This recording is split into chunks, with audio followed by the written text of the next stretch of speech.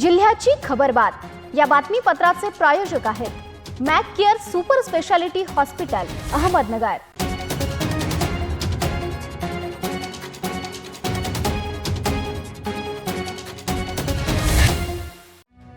नमस्कार, मी प्रिया। आपण पाहताय न्यूज 24 सह्याद्री। घेऊयात अहमदनगर जिल्ह्यातील महत्त्वपूर्ण बातम्यांचा आढावा। जिल्ह्याची खबरबात या बातमीपत्रात। केंद्र सरकारने कांदा उत्पादक शेतकऱ्यांबाबत मोठा निर्णय घेत अखेर कांद्याच्या निर्यातीवरील बंदी करण्याचा रविवारी अध्यादेश काढला आहे।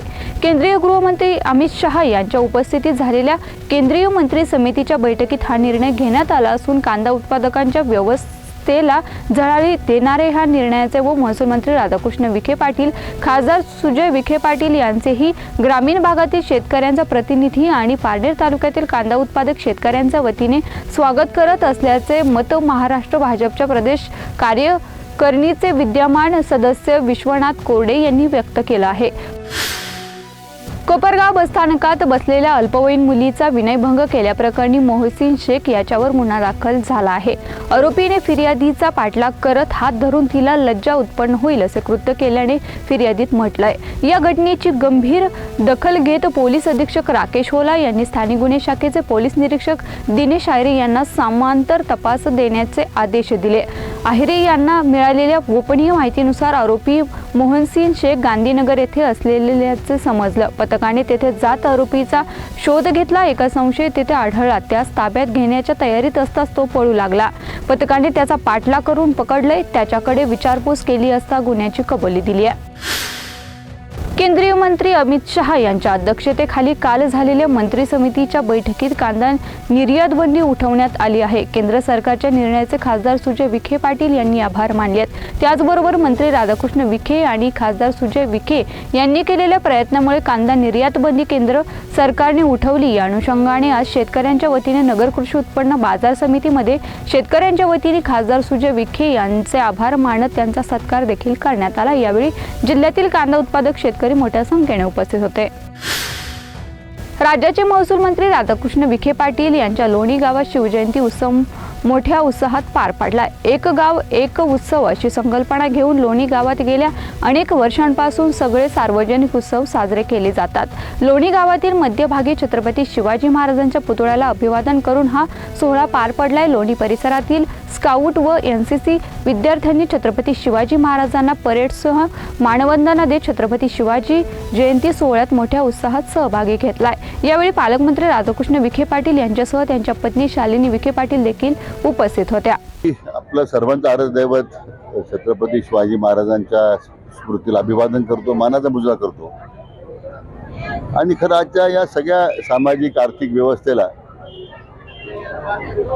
योग्य दिशा देण्याचं जे काम आहे हे त्यांनी दिलेली शिकवण आहे त्या आधारित खरं म्हणजे काम करण्याचा आपण संकल्प केलेला आहे। मला विशेष करून आदरणीय प्रधानमंत्री नरेंद्र मोदी साहेबांचा या ठिकाणी उल्लेख केला पाहिजे यासाठी की काल भारतीय जनता पक्षाच्या राष्ट्रीय कार्यकारिणीच्या समारोप भाषणाप्रसंगी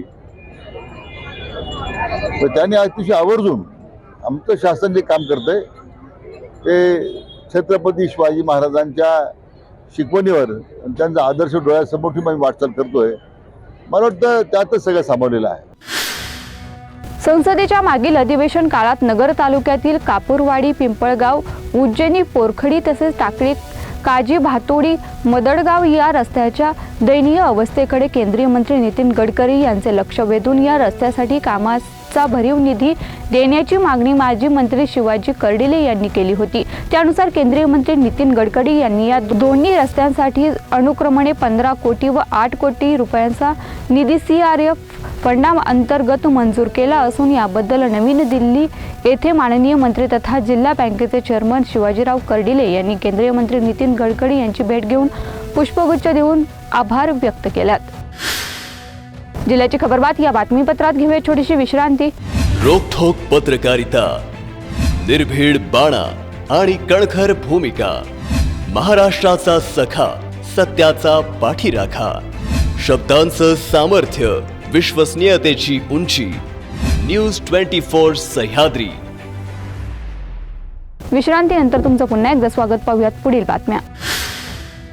आज छत्रपती शिवाजी महाराज यांची जयंती सर्वत्र साजरी होत असताना कोपरगाव शहरालगत असलेल्या जेऊर पाटोदा शिवारात पतीने पत्नीच्या डोक्यात हातोडा घालून हत्या केल्याची धक्कादायक घटना आज दुपारी 2:30 वाजेच्या सुमारास कोपरगाव तालुक्यातील जेऊर पाटोदा शिवारात घडली आहे. सदर घटनेची खळबळ उडाली असून कोपरगाव शहर पोलीस घटनास्थळी दाखल झाले असून पुढील तपास सुरू आहे. सदर विवाहित तरुणीची हत्या कोणत्या कारणामुळे करण्यात आली त्याचा तपास पोलीस करीत आहेत. पूजा अरुण दाभाडे असं मयत विवाहितेचं नाव असून आरोपीला पोलिसांनी ताब्यात घेतलाय. इंस्टाग्रामवर गावठी कट्ट्याची रील टाकणारा अल्पवयीन मुलासह गावठी कट्टा व त्याच्या साथीदाराला स्थानिक गुन्हे शाखेच्या पोलिसांनी जेरबंद केलाय. त्याच्याकडून गावठी कट्टा व जिवंत काडतूस जप्त केले. मिलिंद जालिंदर मरडकर व MIDC परिसरातील गजानन कॉलनीमध्ये राहणाऱ्या विधी संघर्ष मुलाला पोलिसांनी ताब्यात घेतलाय.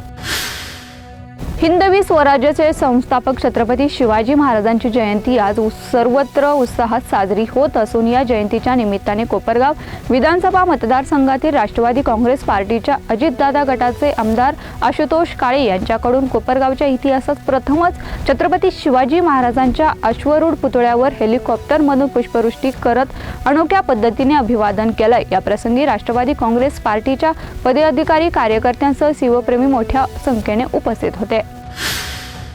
सोनई येथील अल्पवयीन मुलीवर झालेल्या अत्याचाराची घटना ही अत्यंत निंदनीय व मानवतेला काळीमा फासणारी आहे. या घटनेचा तीव्र निषेध असून यातील मुख्य आरोपी उत्तम वाळवंत वैरागर याला फाशीची शिक्षा व्हावी अशी मागणी करत रविवारी ख्रिश्चन व दलित बांधवांनी डॉक्टर बाबासाहेब आंबेडकर चौकातून मूकमोर्चा एकत्र येऊन सोनई पोलीस स्टेशनला निवेदन दिले. छत्रपती शिवाजी महाराज हे कुशल प्रशासक, समतेचे पुरस्कर्ते, आदर्श नीतिवंत राजे होते. छत्रपती शिवाजी महाराजांनी राजमाता जिजाऊ माँसाहेब यांच्या प्रेरणेने विविध जाती धर्मातील लोकांना एकत्र करत हिंदवी स्वराज्याची स्थापना केली. सुराज्य कसे निर्माण करावे, राज्य कसे चालवले पाहिजे याचा आदर्श त्यांनी संपूर्ण जगाला घालवून दिला आहे. सर्व राज्यकर्त्यांनी आणि युवा पिढीने छत्रपती शिवाजी महाराज यांचा आदर्श डोळ्यासमोर ठेवून त्यांच्या स्वप्नपूर्तीसाठी व राज्य निर्मितीसाठी काम केले पाहिजे असे आवाहन सहकार मंत्री शंकरराव कोल्हे, सहकारी साखर कारखान्याचे अध्यक्ष युवा नेते विवेक कोल्हे यांनी केलाय. जिल्ह्याची खबरबात या बातमीपत्रात इथेच थांबतं. मात्र तुम्ही पाहत राहा न्यूज 24 सह्याद्री. जिल्ह्याची खबरबात या बातमीपत्राचे प्रायोजक होते Mac care super speciality hospital Ahmednagar. शब्दांचं सामर्थ्य, विश्वसनीयतेची उंची. न्यूज 24 सह्याद्री.